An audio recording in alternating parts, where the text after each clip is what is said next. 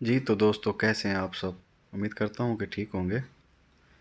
ये मुर्गी बिठाई थी असील हमने अंडों के ऊपर, तो इसमें से बच्चे निकल आए हैं। तकरीबन 7-8 अंडे रखे थे, लेकिन 3 निकले हैं, बाकी अंडे ख़राब हो गए हैं। और ये दूसरी मुर्गी के बच्चे निकले थे, ये उससे पहले निकले हैं, तो इसको जंगले में रखा हुआ है हमने। जब ये थोड़े से बड़े हो जाएंगे तो इनको बाहर निकालेंगे। ऐसे अगर इनको बाहर निकालेंगे तो चीलें वगैरह जो है, कौवे हो गए, ये फिर इनको उठा के ले जाते हैं तो नुकसान हो जाता है।